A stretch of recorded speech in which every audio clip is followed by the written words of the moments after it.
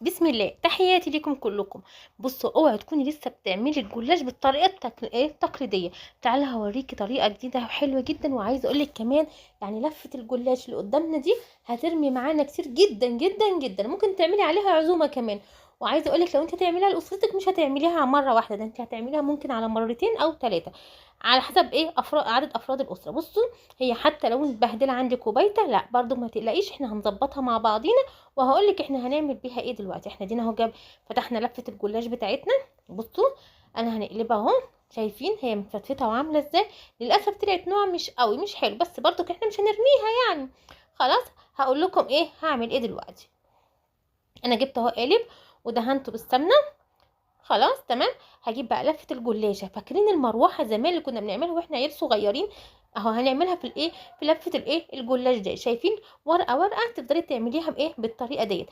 عملناها زي زي المروحه. هروح بقى جايبه صباعين كده واروح لفاها على الصباعين، واجي حرفها واروح جايباه عاملاه من تحت بالطريقه دي، واعملها كقاعده.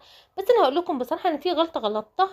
اني اول واحده اللي انا عملتها ديت، انا عملت ما كانتش ورقه واحده، دي كانت ورقتين مع بعضهم او ثلاثه كمان، فكانش حلوه. عايزه اقول لك نصيحه، اعملي ورقه ورقه، واحده واحده، ما تعمليش اتنين. دي هتطلع سميكه، مش هتطلع حلوه وخفيفه. اهي برضو بعمل معاكم واحده كمان، هنعملها زي المروحه زي ما بقول لكم زمان. فاكرين لما كنا بنجيب ورقه من كراسه من النص، ونفضل بقى نعملها في الصيف وعشان الجو حر نعملها كمروحه. اهو بصوا، هروح لفاها وكده. بعد ما اعملها مروحه اروح مدخلاها من تحت. خلاص، اهي بالمنظر ده، واروح متكيه عليها تكه خفيفه كده اهو. اروح حطاها في القالب معانا. يلا بينا هنعمل كمان. شفت انا قطعتها اساسا نصين اهي. خلاص، وهنمسك الورقه بالطريقه دي. عايزه اقول لكم ان انا سرحت في التصوير اساسا وقعدت اعمل كذا واحده. خلاص، اهي بالمروحه، افتكر لغايه كده اهوت مفيش اي حاجه. اروح لفاها حوالين صباعين بالمنظر ده، واروح جايبه الحته اللي في الاخر، واروح عاملاها كقاعده وادخلها من النص كده في نص الدايره بتاعتنا. بص، عش العصفور عامله زي عش العصفور، اروح حطها في القالب جنب اخواتها. وهكذا هعمل القالب بقى كله بنفس الطريقه، او نعمل بنفس الكميه كلها اللي انت عايزاها بنفس الطريقه ديت. تمام. اهو هنا اهو جبتها على جنب عشان تبقى اوضح لكم. اهو شايفه تنتها كده، نعملها بالطريقه دي خلف خلاف. اهو بالمنظر ده، واروح لفاها كده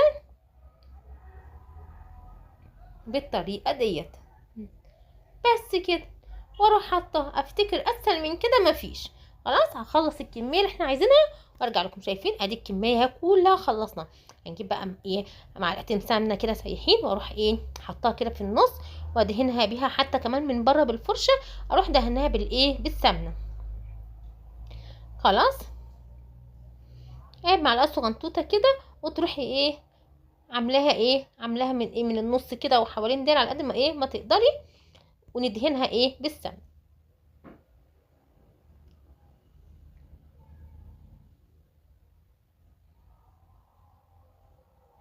اهو كده اهوت. بعد كده هجيب الفرشه واروح دهنها برضو من بره، عشان يبقى ضامنين انها تتعمل كويس وتاخد وش في الفرن. وعايزه اقولك هدخلها الفرن وانها لغايه ما ما تاخد وش. لو ما خدتش منك وش ومن تحت هي استوت احمرت او اصفرت شويه، تروحي مشغله عليها الشوي. ادي انا اهو طلعتها. واسفه حقكم عليا، بص انا طولت معاكم في حته ونسيت حته. انا بعد ما طلعتها كنت محضره شربات، كلنا طبعا شاطرين عارفين الشربات بتعمل ازاي. انا سقيتها بالشربات، بعد كده حطيتها. دلوقتي هنعمل بقى هنحط فيها شوكولاته. على فكره النوتيلا دي انا اللي عاملاها في البيت، ان شاء الله هنزل لكم طريقتها. بلا حوجه المحلات، النوتيلا بقت غاليه جدا. انا جبتها وحطيتها في قرطاس على الحلواني اللي هو دوت، او ممكن انت تحطيه بالمعلقه عادي. بس انا انا عندي الكيس ده، رحت حطيت فيها النوتيلا، ورحت قطع بالمقص الكيس من تحت، ورحت قلت لما احطها بالطريقه وتزوقيها بالطريقه دي، ما فيهاش اي حاجه. اهو دي اتقفلت مننا شويه بس مش مشكله، برضو هنحط فيها النوتيلا. وعايزه اقول لك طعمها حلو جدا النوتيلا ديت، وما تفرقهاش عن بره ان شاء الله بامر الله تعالى. ربنا يعيني وهنزل لكم الطريقه بتاعتكم. بس الاقي تفاعل يا جماعه. يلا بقى، لو وصلتي معايا لغايه هنا، اللي ما اشتركش في القناه يشترك فيها. ويلا شوف بقى اللايك الحلو بتاعكم والكومنت الجميل. خلاص انا حطيت فيها كده بقى الشوكولاته كلها.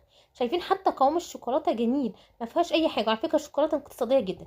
دلوقتي بقى معانا سوداني. انا مش تطحنيه، لا، عايزه اكله ايه، يبقى ايه، مقفول سوداني، ايه، مجروش كده اهوت.